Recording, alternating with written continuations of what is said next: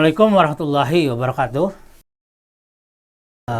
Modern people dimanapun Anda berada, Alhamdulillah kita bisa bertemu lagi pada sore ini. Pada kali ini kita akan bahas tentang tantangan Metaverse untuk pendidikan Islam.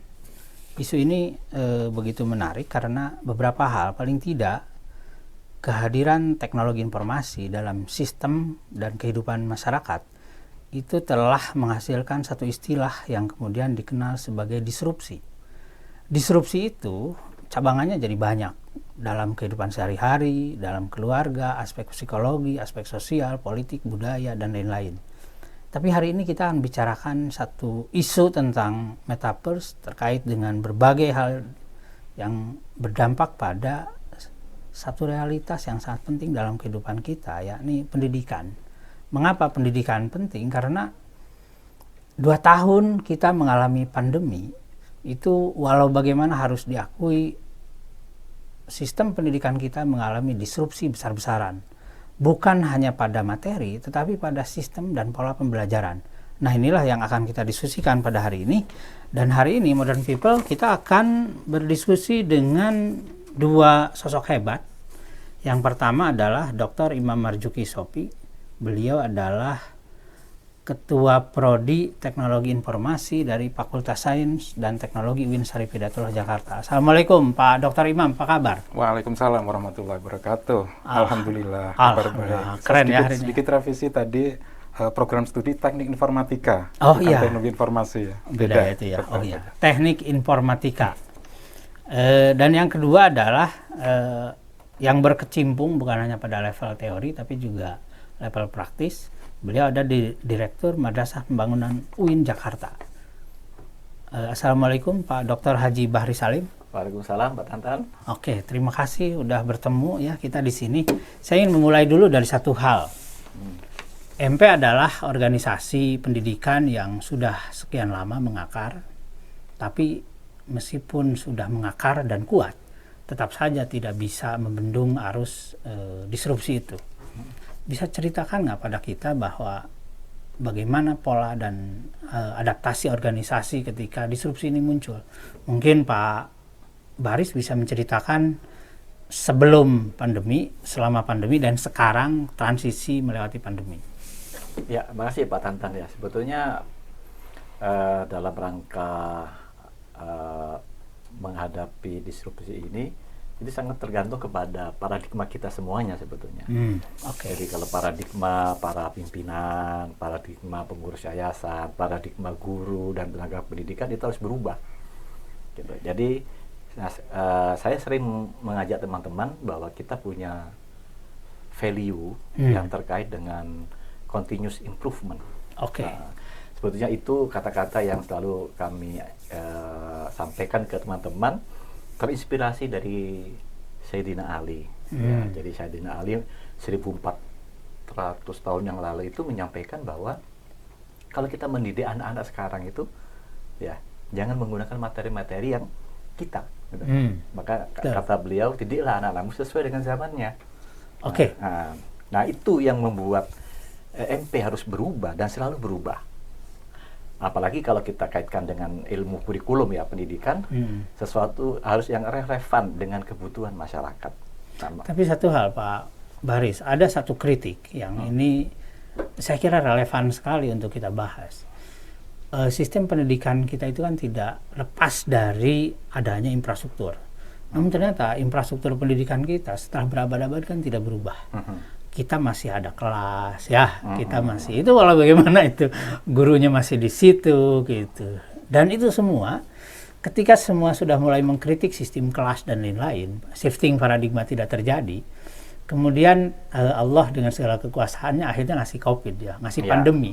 Dan akhirnya shiftingnya betul-betul terjadi. Salah satunya melakukan transformasi. MP sendiri waktu kemarin gimana? Ya, sebetulnya kita sudah mengantisipasi ya, karena kita ini sudah di abad 21 ya, selalu berbasis digital. Jadi tahun 2019 itu kami sudah menyiapkan ya. Dari awal teman-teman guru kami siapkan SDM-nya dan sebagainya. Tapi kok Belum tahu ada pandemi itu ya? belum tahu. Tapi kita mengantisipasi karena ini sudah abad 21 dan semua serba internet. Jadi kami sudah memulai. Jadi sebetulnya itu kita mulai dari aliyah. Walaupun tidak sesuai dengan sekarang ya, kita menggunakan misalnya tablet, tapi anak-anak aliyah itu belajarnya berbasis HP. Jadi kenapa kita juga anak-anak membawa HP itu sebenarnya digunakan untuk proses pembelajaran. Tapi ya, tapi sebelum kita selesai menyiapkan, ini kedahuluan itu COVID. Nah, itu sebetulnya mempercepat. Akhirnya menjadi bukan pilihan lagi, tapi jadi keharusan. Nah, dari situ menarik nih, ini ke Pak Imam. Kita tahu bahwa ada transformasi yang kemudian tidak menjadi pilihan ya, tapi kebutuhan. Salah satunya adalah di dalam sistem pendidikan menggunakan teknologi informasi. Pak Imam gimana melihatnya? Iya, kalau perkembangan teknologi informasi itu kalau kita lihat perkembangannya itu eksponensial ya, jadi cepat sekali. Apalagi tadi disampaikan dipicu oleh pandemi, khususnya untuk keperluan pembelajaran. Lebih cepat lagi. Lebih cepat lagi. Lompatannya kalau dari sisi teknologi itu sudah cepat, tetapi masyarakatnya akhirnya mau tidak mau mengikuti perkembangan teknologi itu. Jadi dari sisi teknologi informasi sudah lama sekali sebetulnya sisi teknologi informasi ini sangat mendukung sekali untuk keperluan khususnya di di pendidikan itu ya. Itu juga sudah lama support dari teknologi informasi untuk keperluan baik itu pembelajaran yang sifatnya langsung dia merekod pertemuan dan seterusnya, ataupun pembelajaran yang akhirnya dipicu oleh pandemi itu, pembelajaran sifatnya jarak jauh gitu. Nah, salah satu yang kemudian banyak dikritik juga ketika pandemi itu terjadi dan kemudian diaplikasikan dalam mekanisme pembelajaran adalah kehilangan keintiman di kelas ya, karena semua harus di rumah dan pendidikan menjadi individualistik, termasuk juga memang ketika meninggalkan kelas ternyata tidak semua penduduk di muka bumi ini punya perangkat untuk melakukan hubungan itu. Tapi sebelum itu pun sempurna diatasi, kita sekarang masuk satu era yang namanya metaverse. Mungkin Pak Imam bisa mengupdate kita dulu, sebetulnya kayak gimana itu? Sebelum nanti kita kontekstualisasikan dengan kebutuhan pendidikan. Iya, memang metaverse itu muncul khususnya ya, akhir-akhir ini itu lewat Marx itu yang menyampaikan tetapi perkembangan itu jauh sebelum itu pun sudah mulai ada teknologi-teknologi seperti augmented reality itu secara riset, secara implementasi juga sudah mulai berkembang. Nah, didukung dengan teknologi-teknologi itu akhirnya mungkin beberapa perusahaan besar juga melihat peluang-peluang itu. Nah, secara umum metaverse itu akhirnya seolah itu nanti dunia kita itu kita bisa berselancar dimanapun dengan karakter kita. Kalau sekarang mungkin kan dengan avatar-avatar, kita bisa milih avatar-avatar tertentu. Bisa jadi kalau secara teknologi nantinya itu ya langsung wajah kita yang di itu. Karena secara teknologi mungkin perkembangan teknologi informasi khususnya AI sekarang, artificial intelligence itu untuk face recognition dan seterusnya itu kan sudah sangat mudah dengan adanya teknologi itu. Jadi bisa jadi kedepannya itu ya tidak hanya kita itu avatar, tetapi ya langsung wajah kita berselancar, tetapi berselancarnya itu lewat dunia maya, walaupun dengan wajah kita, dengan teknologi, mungkin gelas yang ada komputernya dan seterusnya, ada teknologi di situ, ada chip dan seterusnya itu bisa berselancar. Secara teknologi itu sangat memungkinkan itu ya. Nah, Pak Bahris, kalau misalnya era metaverse itu masuk, padahal kita juga masih cukup tertatih-tatih menyiapin transformasi digital, pendidikan kira-kira sebetulnya sikap kita akan seperti apa itu? Kalau kita memahami konsep pendidikan, kan kita harus relevan ya, harus mengikuti. Dan itu adalah kebutuhan anak-anak. Nah, makanya sebetulnya kita berangkat dari paradigma itu. Kalau kita paradigmanya negatif, maka dianggap bahwa teknologi ada membawa dampak negatif. Tapi kita harus mengambil sisi yang positif. Siap. Nah, karena teknologi itu sangat membantu proses pembelajaran. Karena konsep pendidikan itu sebetulnya interaksi kan ya. Iya. Ya, ada interaksi antara seorang pendidik dan peserta didik gitu. Nah, dalam konteks pandemi kemarin ya memang ada keterbatasan kalau kita menggunakan Zoom, kita menggunakan Google Meet ya. Jadi interaksinya menurut saya kurang maksimal gitu. Tapi kalau melihat konsep metaverse yang dikembangkan, ini akan jauh lebih baik gitu. Jadi kan ada interaksi walaupun ada titik-titik mungkin kekurangan ya. Ada celah ya. Karena bagaimanapun kaitannya dengan proses pembelajaran itu harus ada touch ya antara guru, antara siswa, karena kaitannya dengan hati juga kan gitu. Nah makanya itu akan lebih baik, akan lebih maksimal ya. Dalam beberapa ahli pendidikan mengkritik ya bahwa kalau dengan pembelajaran online kemarin itu biasanya kelemahannya di karakter ya, penumbuhan karakter. Itu yang mungkin yang harus diperkuat. Tapi kalau melihat konsep metaverse, saya optimis itu akan terminimalisir itu. Jadi itu. Apalagi saya sedikit menambahkan itu tadi ya, artinya ke depan itu secara teknologi itu sangat memungkinkan itu tadi ya, interaksi-interaksi yang lebih lebih seperti dunia nyata nantinya gitu. Memang kalau yang kejadian yang sekarang ini terjadi kan misal lewat Zoom hanya kamera dan seterusnya. Nanti lewat metaverse itu ya bisa sesuai dengan karakter masing-masing ketika interaksi. Secara teknologi ini ya, saya cerita secara teknologi bahwa ya sangat memungkinkan itu masing-masing itu nanti membawa karakter masing-masing untuk berinteraksi di dunia maya nantinya. Ya walaupun saya kurang tahu secara itu ya nanti akan lebih baik bertemu secara langsung. Ya memang diharapkannya itu nanti hybrid itu. Betul. Karena memang ada kekhawatiran beberapa ahli pendidikan juga ya, tapi memang sebetulnya teknologi kan tidak menggantikan peran guru, gitu. Tapi kalau teknologi itu dipegang oleh guru yang hebat, maka akan terjadi transformasi yang luar biasa sebetulnya dalam proses pembelajaran. Nah makanya kekhawatiran itu bisa diminimalisir dengan hadirnya metaverse misalnya dalam dunia pendidikan. Gitu. Oke, ini optimis sekali kita ya bicara metaverse dengan dunia pendidikan, dan semoga terjadi shifting paradigm di tingkat para guru, stakeholder ya, termasuk juga orang tua. Tapi tantangan lain begini, Pak Baris dan Pak Imam, salah satu dari kelemahan ketika realitas digital itu tampil adalah identitas. Kan identitas adalah seperti KTP ya. Identitas itu menunjukkan siapa seseorang itu, seperti apa, dan kemudian dia dari kelompok sosial budaya yang mana.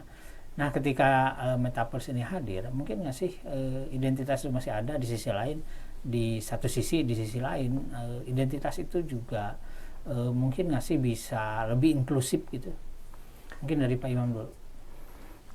Iya, dari sisi teknologi itu ketika seseorang ini ya berselancar di dunia maya, itu akan meninggalkan data-data maupun informasi. Ketika mereka berselancar kemanapun itu istilahnya itu data exhaust itu ya.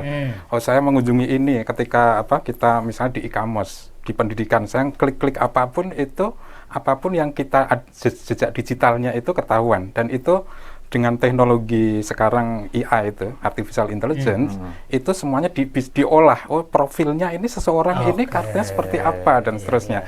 Dan ketika mengakses dia juga ketahuan sih dari device mana, dari itu, dari sisi IP bahwa orang ini itu punya akses, punya akun berapa, punya itu dan seterusnya. Artinya dari dari yang sering dia lakukan profiling itu bisa dilakukan profiling. Makanya sekarang tidak heran ketika kita berselancar di YouTube itu ada informasi iklan-iklan yang memang sesuai dengan profil kita ya, karena memang di profiling itu. Dan itu ya jadi identitas kita dan itu di dunia bisa maya. menginspirasi ya kepada siapa yang berselancar di situ. Betul. Dan itu bisa juga menumbuhkan karakter masing-masing. Jadi tinggal apakah yang berselancar itu atau peserta itu bisa memilih atau tidak. Nah, disinilah sebetulnya ada peran pendidikan karakter itu ya, yang kaitannya dengan moral, ada kaitan dengan kinerja. Kalau dalam konteks karakter kinerja itu sangat menginspirasi anak-anak untuk luar biasa di sini. Karena dalam konteks menggali informasi ya. Kalau kita bicara tentang kurikulum 2013 itu kan ada salah satu statement juga, proses pembelajarannya kan inquiry learning misalnya gitu. Maka dengan metaverse ini akan lebih cepat gitu. Dan anak-anak akan lebih enjoy. Nah, pada dasarnya kan pendidikan ini secara proses bagaimana menumbuhkan proses pembelajaran itu menyenangkan bagi anak-anak. Nah, maka ketika guru atau proses pendidikan itu dilengkapi dengan teknologi yang bagus seperti Metaverse ini, akan membuat anak-anak semakin nyaman, dan ketika mereka nyaman maka ide-ide kreatif itu akan muncul. Oke, itu keren banget itu. Nah, tapi saya ingin memperdalam pada aspek ini juga. Biasanya sepengalaman kita ketika kita bicarakan realitas digital, anak-anak kita jauh lebih duluan melakukan lompatan ketimbang guru, ketimbang institusi, ketimbang orang tuanya. Itu yang seperti itu mengatasinya gimana, Pak Direk? Ya, memang dari awal tadi saya katakan bahwa guru-guru juga harus berubah paradigmanya, cara mengajarnya begitu ya. Jadi sekarang kita menyadari bahwa sumber belajar sekarang itu tidak terbatas. Nah, Dulu itu sumber belajar hanya dari guru, maka muncullah pendekatan teacher center. Nah, sekarang harus berubah, proses pembelajaran itu ada student center, sehingga kita menyadari bahwa anak-anak akan lebih cepat. Nah, kalau kita tidak mengikuti, nah sebagai pendidik, kan kita juga sebagai inspirator, tidak hanya sebagai fasilitator saja. Nah, disitulah maka guru atau tenaga pendidik harus melakukan juga perubahan cara mengajarnya, harus belajar juga dengan teknologi gitu. Bagaimanapun kita harus mengikuti gitu. kalau kurikulumnya sendiri sementara ini bagaimana potensinya untuk shifting ke sana?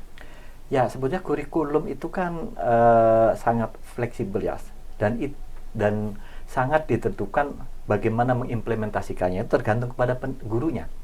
Kalau gurunya berubah paradigmanya, kurikulum apapun ya itu bisa mengikuti sebetulnya. Jadi caranya kan bagaimana guru ingin menyampaikan dengan berbasis teknologi atau tidak sebetulnya gitu. Jadi kurikulum itu juga bagian daripada kurikulum tersendiri juga gitu ya. Jadi saya kira kurikulum yang ada bisa mendorong sebetulnya, kalau kita baca beberapa dokumen-dokumen kurikulum itu bisa mendorong kita, karena proses pembelajaran yang diharapkan, misalnya kurikulum 2013 itu, itu sebetulnya mendorong guru-guru untuk menerapkan pembelajaran yang berpusat kepada peserta didik, gitu.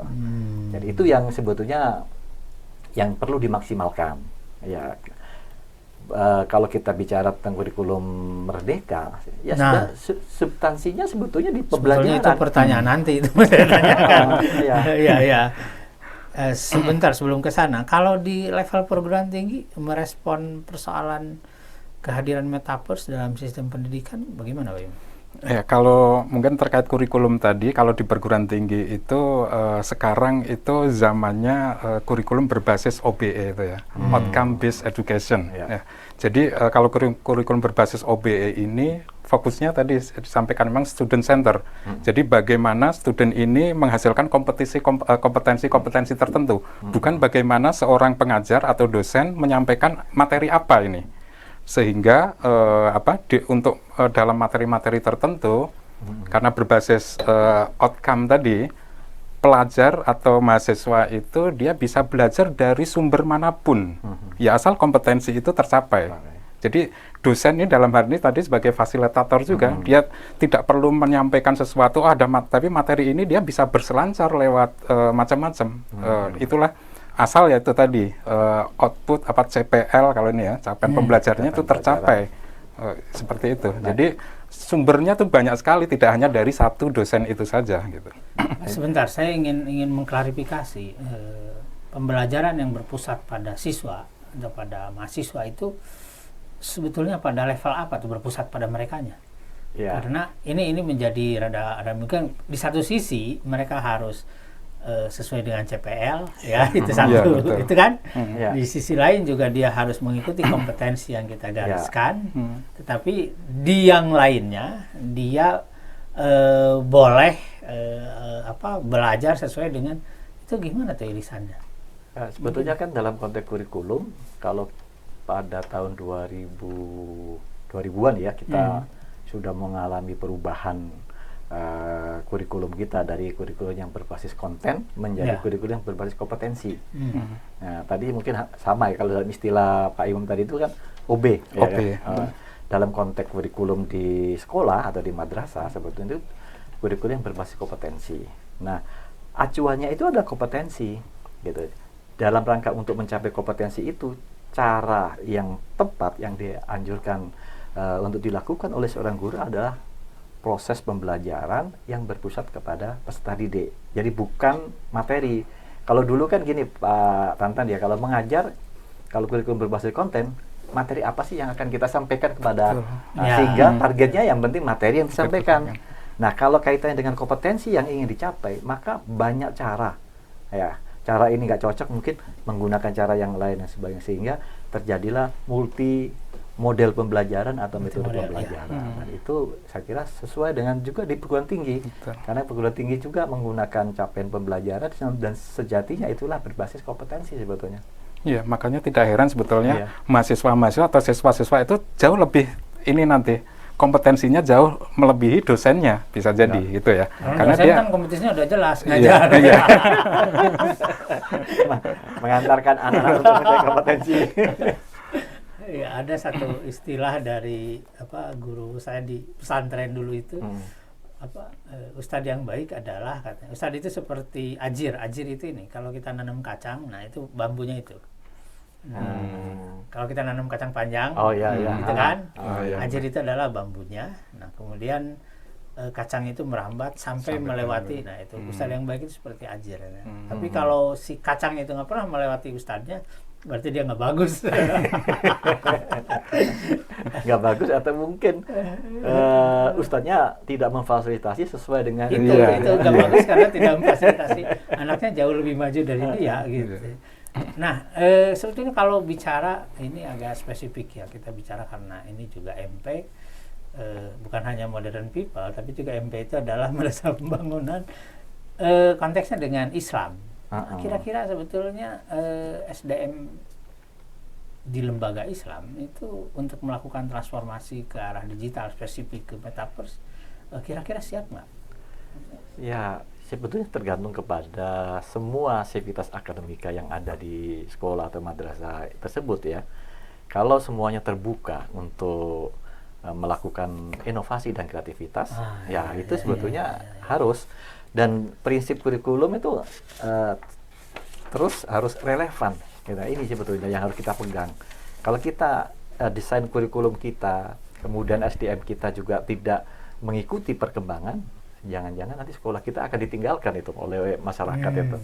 Nah itu yang kita khawatirkan gitu. Jadi makanya kita harus punya makanya tadi saya katakan value. Kalau di MP itu self value selalu harus ada perubahan.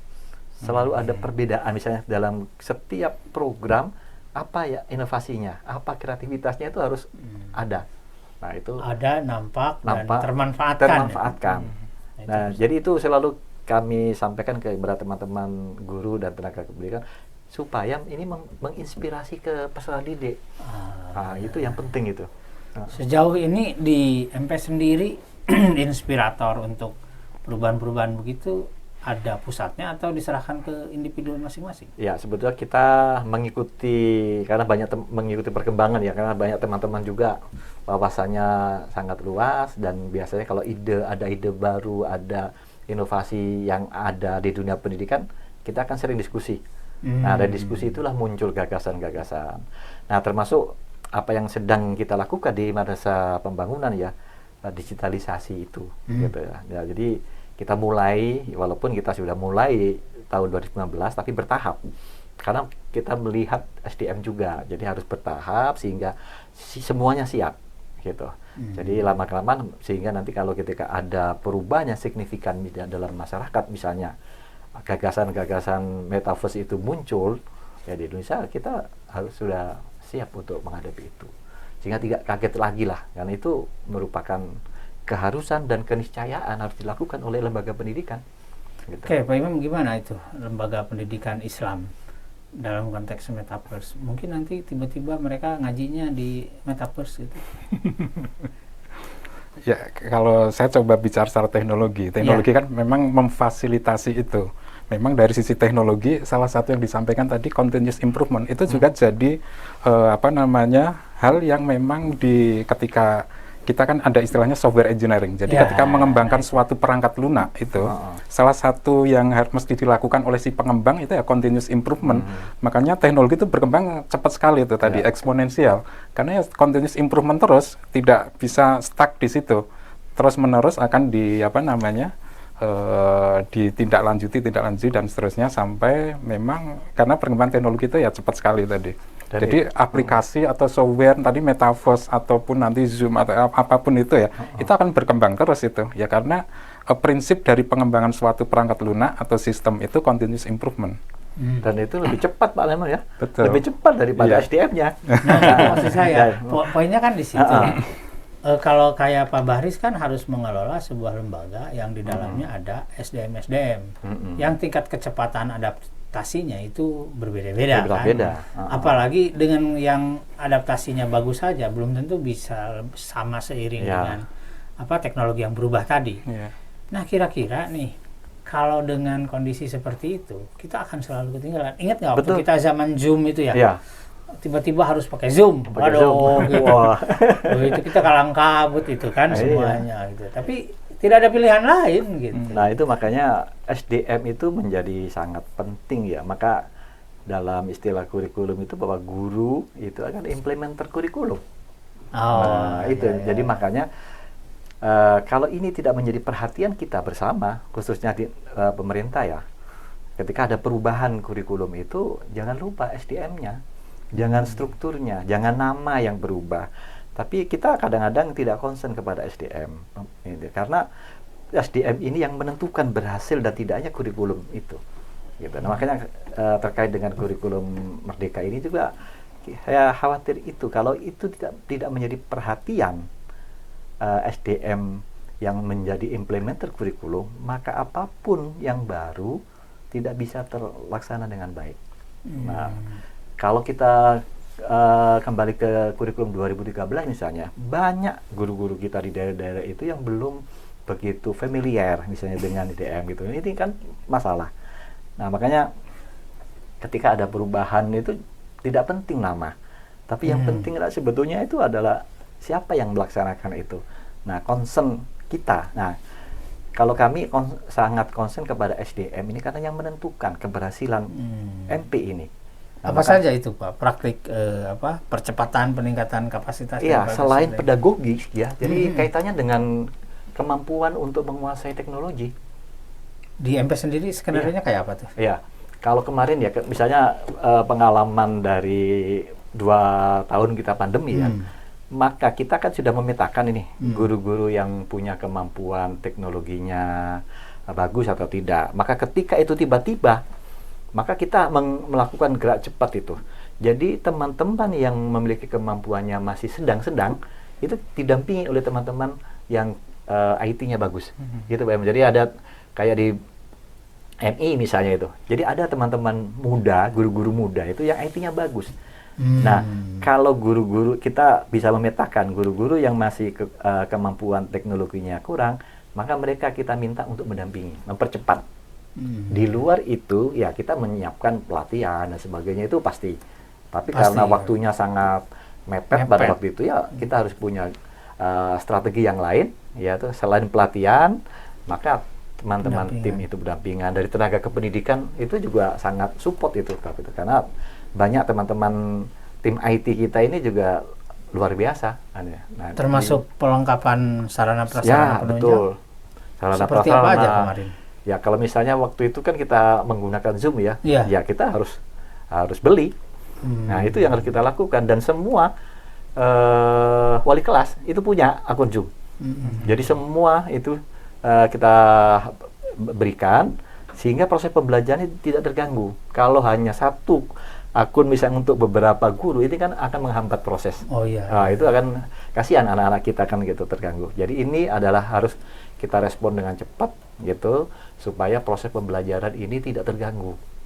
Walaupun ya terkaget-kaget ya karena langsung Zoom itu anak-anak itu bagaimana suasana pembelajaran anak-anak itu kan gitu. Tetapi dari situlah kita belajar.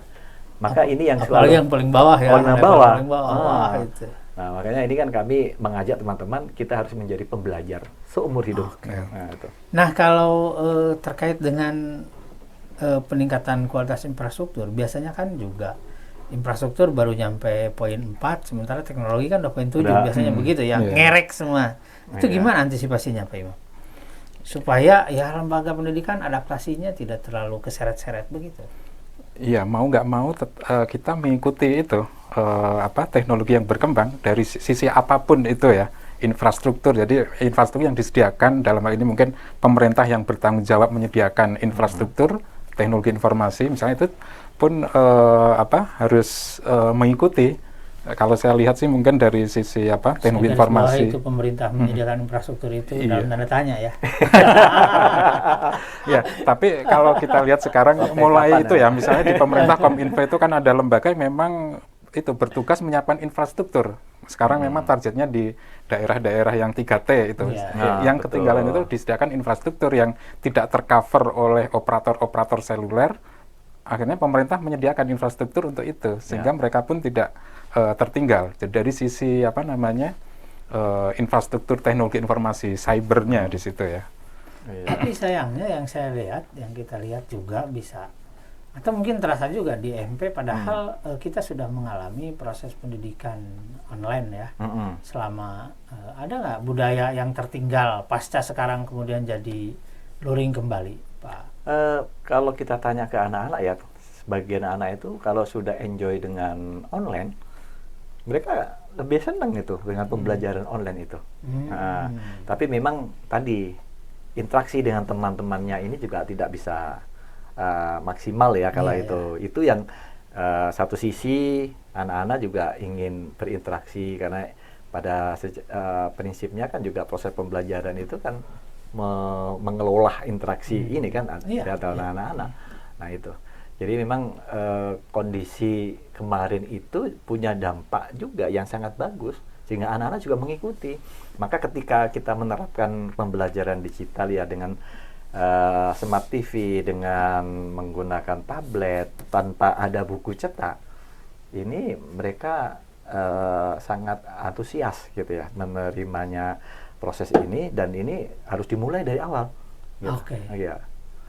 Karena begini juga kan, orang tua sudah mulai kontrak sinyal internet di rumahnya udah gede, nggak mungkin dikecilin lagi kan gitu ya, Zoom untuk apa gitu. Iya, betul. Tapi ternyata sekarang sekolah dikembalikan lagi ke luring.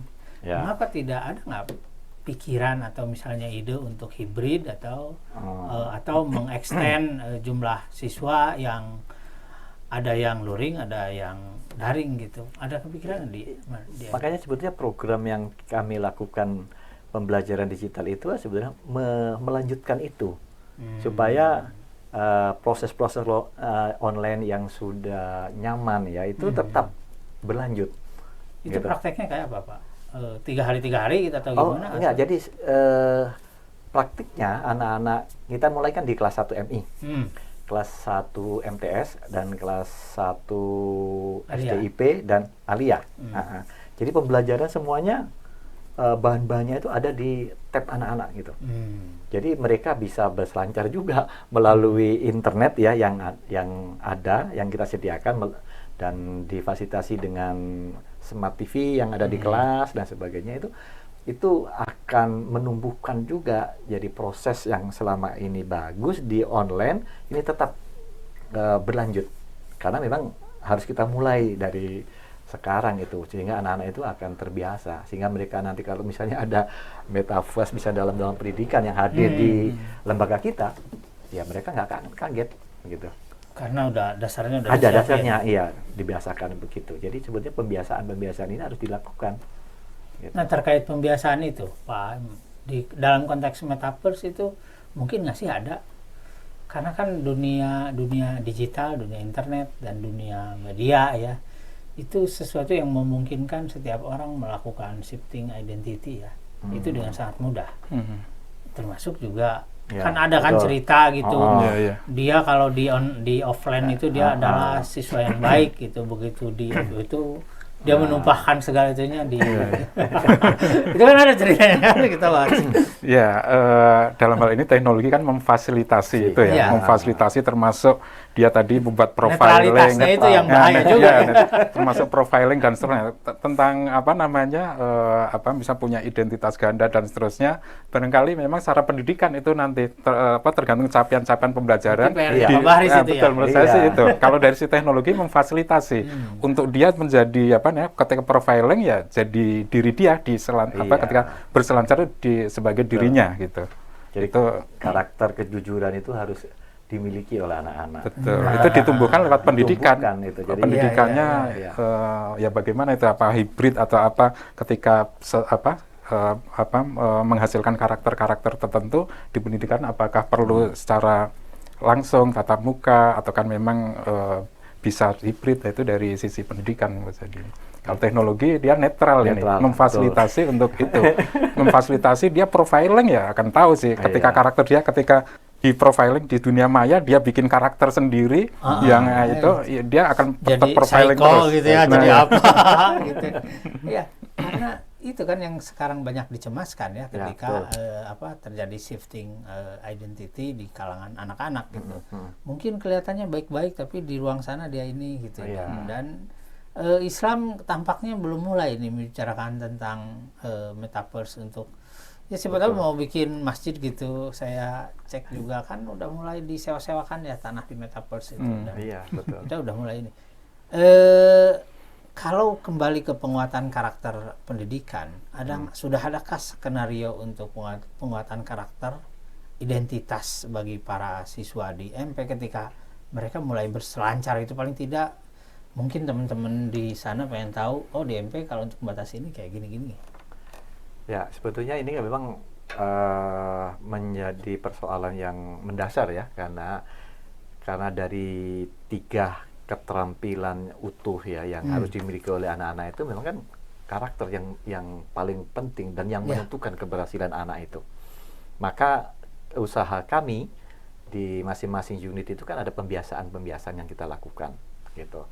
Karena kita yakin bahwa karakter itu yang menentukan sesuai dengan hasil penelitian yang di Harvard, hasil penelitian yang ada di Stanford University. Maka kami jadikan bahwa karakter atau akhlak itu menjadi, kalau kita ranking ya, itu menjadi tagline yang paling penting gitu. Maka konsekuensinya, ketika ada kegiatan-kegiatan habitual kurikulum di pagi hari, itu yang mengarahkan itu. Jadi memang tidak bim salah bim anak-anak itu kan. Itu masalahnya. Jadi harus proses. Nah, dan harus yang dilakukan oleh masing-masing unit itu adalah istiqomah gitu, setiap pagi. Dan kami itu kita lakukan itu. Dari MI kelas 1 MI itu memang kita lakukan pembiasaan. Pembiasaan itulah yang nanti akan menumbuhkan karakter masing-masing itu. Nah, karakter yang kita maksud ini kan akan nantinya menjadi filter.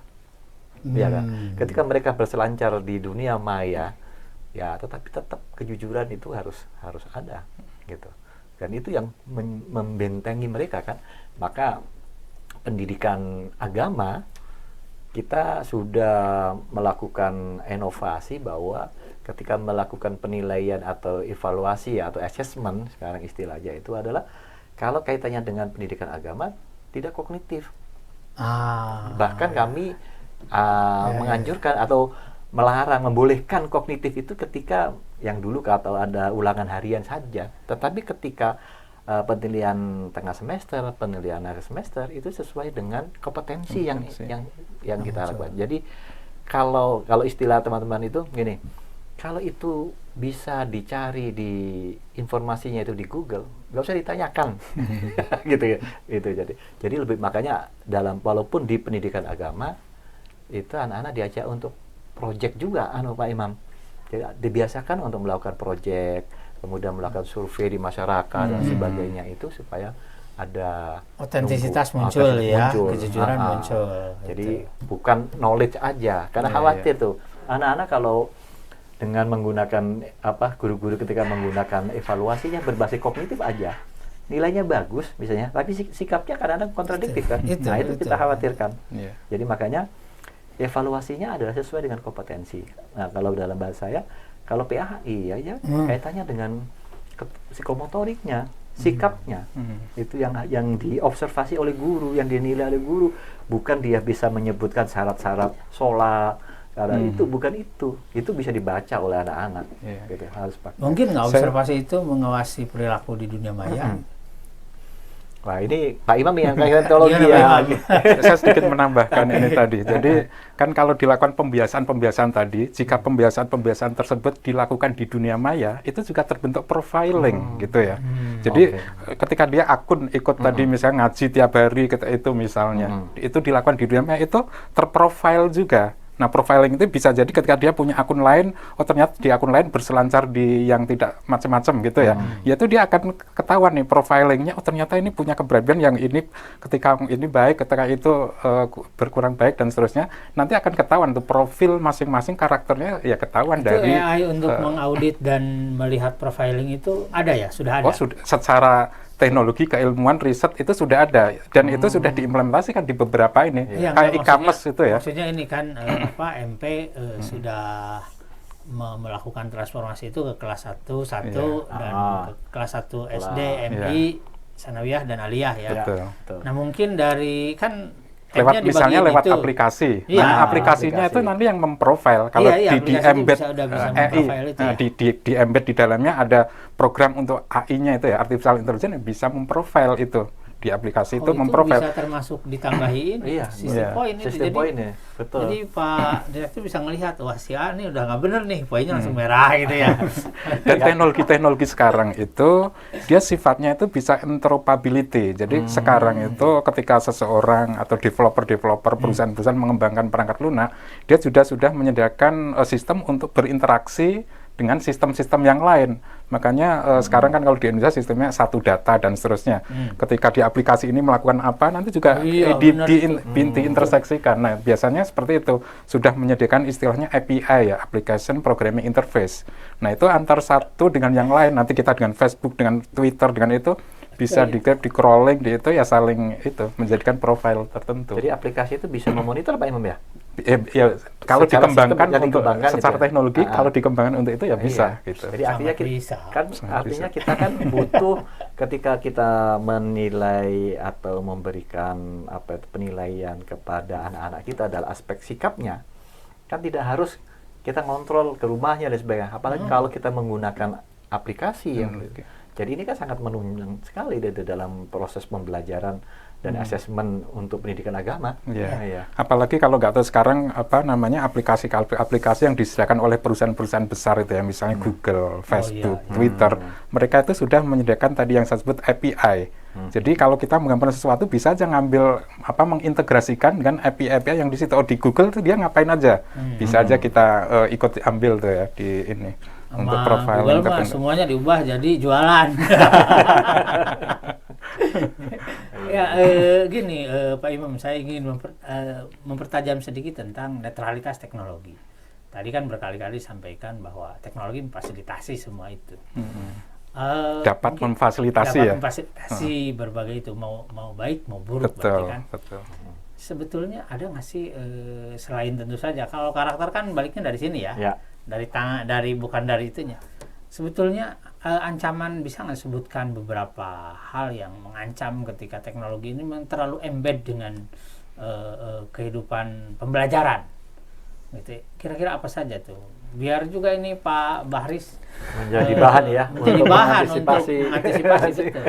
Maksudnya sisi negatif. Iya, ancaman-ancaman yang ini kan di sisi lain ini mau transformasi besar-besaran nih.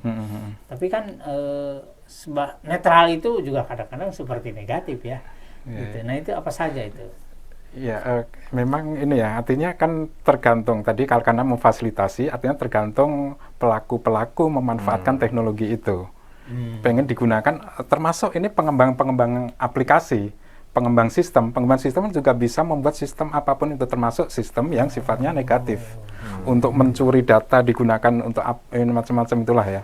Nah, data-data yang sifatnya privasi terus akhirnya digunakan sesuatu yang tidak pada mestinya. Jadi anak-anak bisa belajar sendiri untuk buruk gitu ya di situ ya dengan teknologi itu. Betul. Mereka bisa googling sendiri. Betul. Googling. Nah, di situ ada perlu pencerahan.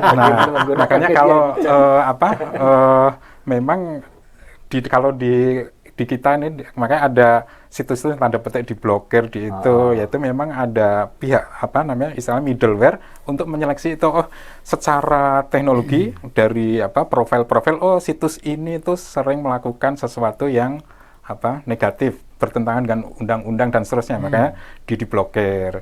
Itu biasanya blokir itu bisa dari laporan atau bisa dari crawling data dari profil masing-masing aplikasi itu ngapain gitu ya. Bisa juga gitu. Tetapi ya secara teknologi tadi perkembangan antara yang tanda petik kan sifatnya netral tadi, yang membuat sistem atau aplikasi-aplikasi yang tanda petik menjerumuskan itu juga terus berkembang saja ya. Perkembangannya itu akhirnya ya dari sisi blogger ya itu berkembang terus, makanya sebaiknya memang tidak manual. Kemarin kan manual itu ini dilaporkan harusnya memang dengan perkembangan teknologi sekarang bisa dengan artificial intelligence itu dia dengan profiling dari aplikasi, walaupun setelah itu mereka akan setelah diblokir bikin baru lagi yang sama, bikin baru dan seterusnya. Tapi kalau itu kan lama-lama AI itu sifatnya pembelajar ya tadi, maksudnya machine learning. Dia akan belajar ini ternyata ini dan seterusnya, itu akan ketahuan nanti lama-lama di itu. Ada kekhawatiran itu Pak Imam ya dan Pak Tantan ya, kekhawatiran orang tua. Jadi anak-anak itu khawatir ketergantungan. Ya? Ini real. Ya, betul. Ketergantungan kepada teknologi itu. Nah, ini perlu juga ini solusi dari Pak Imam. Karena kemarin ketika kita mengenalkan pembelajaran berbasis tab gitu ya, jadi kita anak-anak nggak membawa buku cetak, hanya satu tablet saja yang dibawa dan sebagainya, dengan pembelajarannya online, itu banyak orang tua yang khawatir itu. Bagaimana untuk meminimalisir ketergantungan itu? Edik gitu, jadi edik dengan teknologi. Dan karena sekarang kan tanya aja Google gitu ya. Apalagi Google cukup ngomong bagus. Gimana ya tuh Pak Imam? Saya kurang bisa ini ya, tapi memang itu kalau saya melihatnya memang dari sisi nanti pendidikannya yang justru menjadikan dia itu edik atau tidak gitu di sisi. Jadi PR Pak Baris lagi. Kalau menurut saya kembalikan. Waktu kemarin kami kerjasama dengan salah satu yang penyedia tablet itu ya. Jadi bagaimana untuk mengantisipasi anak-anak supaya tidak ketergantungan, karena memang apalagi anak kelas 1 ya. Ketika online kemarin itu kan karena menggunakan HP orang tuanya dan sebagainya, sehingga setelah setelah belajar justru keterusan itu main game dan sebagainya. Nah, kemarin kami ikhtiar untuk kerjasama bagaimana membatasi anak-anak itu. Jadi ada salah satu aplikasi yang digunakan supaya anak-anak kita setting ya, di aplikasi itu bisa istirahat, istirahat itu kita setting ya nggak bisa digunakan misalnya begitu ya. Jadi itu bisa sebetulnya itu. Nah, ini juga sangat penting untuk kita terapkan, karena orang tua masih khawatir dengan situs-situs yang itu, walaupun kita secara sistem kita filter nggak bisa. Ya, memang banyak aplikasi yang sekarang tersedia itu untuk dilakukan ya, nggak tuh kita sebagai orang tua guru di device-nya itu dilakukan, atau di misalnya internet di sisi routernya dilakukan filtering dan seterusnya, baik di sisi device atau routing, atau nanti di sisi yang se-Indonesia Kominfo itu semuanya tuh bisa dilakukan filtering di ini. Mungkin di tabnya itu, di programnya ada ini, jadwal gitu loh, yang mengingatkan. Jadi ketika dia ini, sudahkah PR-mu dikerjakan gitu kan? Kan dia capek juga kalau belum kata sudah gitu kan. Sudah, dia jawab sudah, tapi padahal belum. Orang dikerjakan di situ juga. Jawabanmu belum benar gitu kan. Sekali lagi itu berarti artinya tergantung teknologi, kita menciptakan aplikasi untuk apa tadi, untuk ngatur jadwal, untuk ini dan ada juga yang ngatur untuk sesuatu yang tadi tidak bermanfaat atau sia-sia dan lain-lain.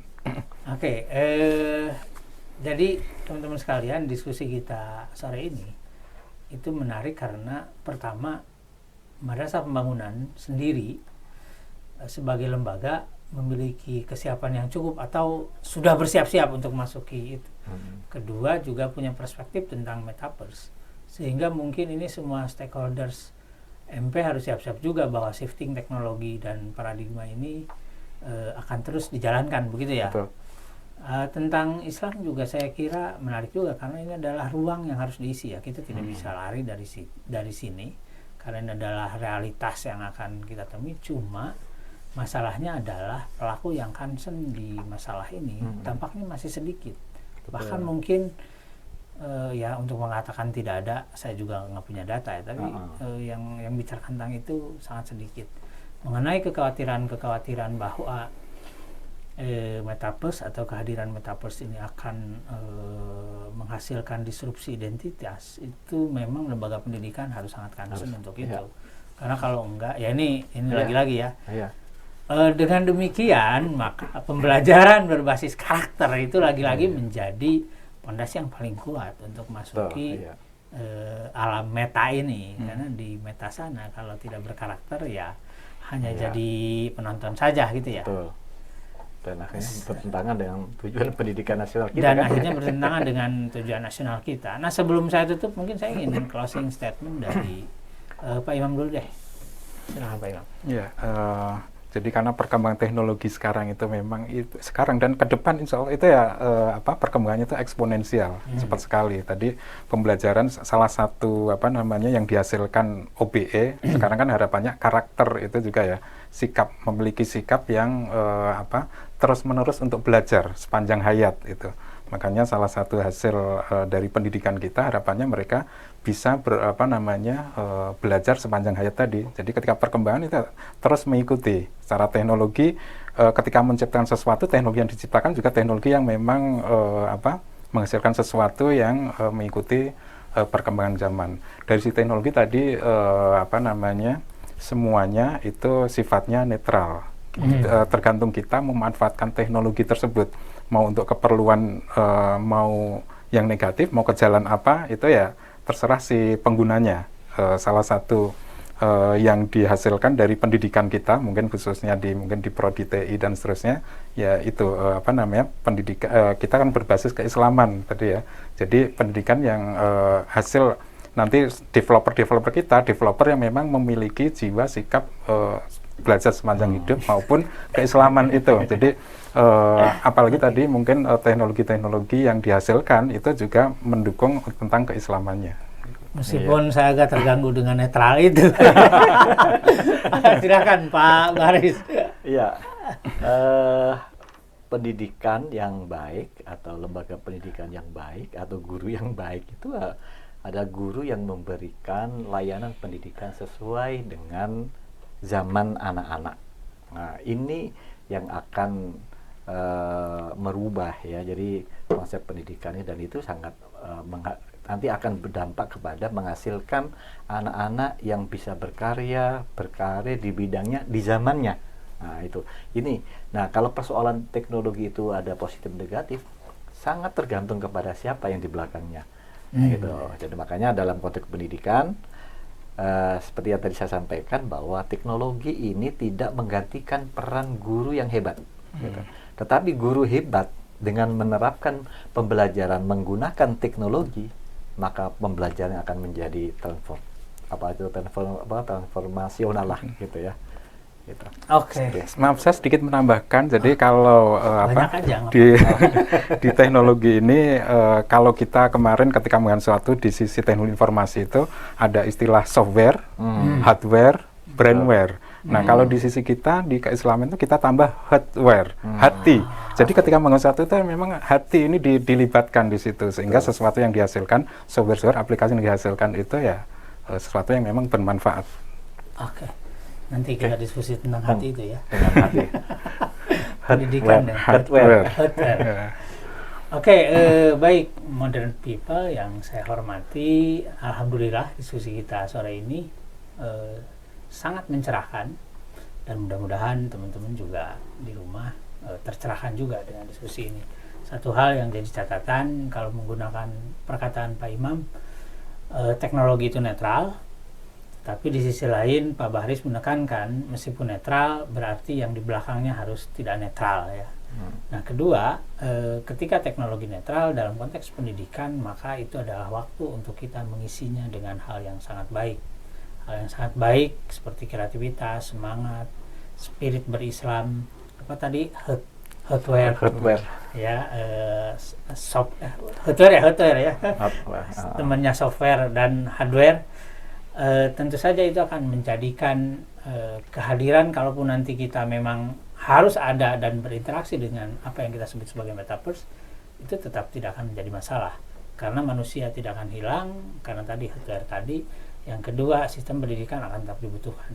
Demikian diskusi sore ini. Saya Tantan Hermansyah dan juga Pak Dr. Imam Marzuki serta Pak Dr. Baris izin undur diri. Sampai ketemu lagi pada episode podcast MP yang lain.